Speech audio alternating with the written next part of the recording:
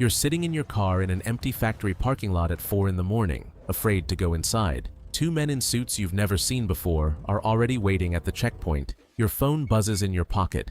The company lawyer. Third call this hour. Don't sign anything until I get there, he says. You already signed 3 weeks ago, and you still don't know who exactly turned you in. You're 9, and your mother is canning tomatoes in the basement of a cold house in Duluth. Your father just lost his shift at the quarry. If something's missing, you get it yourself, she says, twisting a jar lid so tight her knuckles go white. You won't remember this moment in words. You'll remember it as the smell of vinegar. 19 years later, that same smell, only caramel syrup this time, will hang over a line that decides whether you walk out of that checkpoint a free man or a suspect. At 24, you take a job as a line operator at a Coca-Cola plant in Dublin, Georgia. It pays $2.40 more an hour than the warehouse job you had before. Your partner, Dale, a guy with an eagle tattoo on his forearm, tosses you a wrench and says, "The sensor doesn't lie.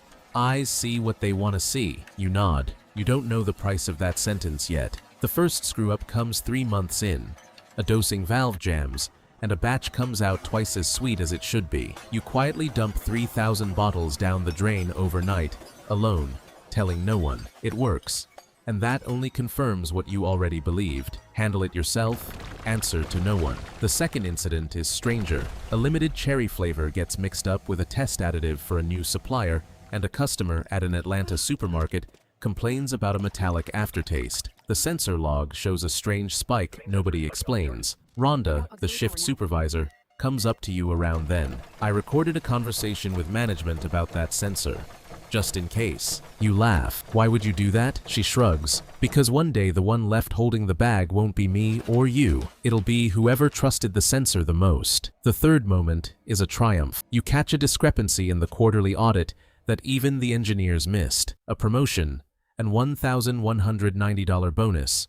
Your photo in the plant newsletter. That same week, you sign a batch release report for the first time without personally checking it. You just trust the numbers on the screen. Dale winks at you from across the floor. You don't see anything wrong with it yet. And then, the end. That same sensor lies again.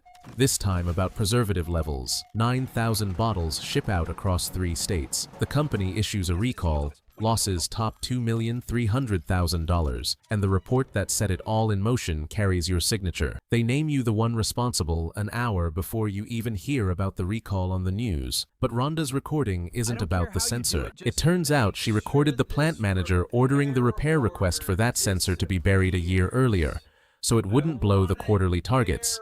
The very same targets you got your bonus for hitting. Your reward and your ruin grew out of the same decision made above your head. The recording makes you a witness, not a criminal. You lose the job anyway. You stand in front of the gate, and you're not thinking about Dale or the sensor. You're thinking about that jar of tomatoes your mother twisted shut so tight she didn't even trust the lid. And for the first time, you understand. Get it yourself didn't lead you where it should have. It taught you to check everything except yourself. The two men in suits open the checkpoint door. You get out of the car,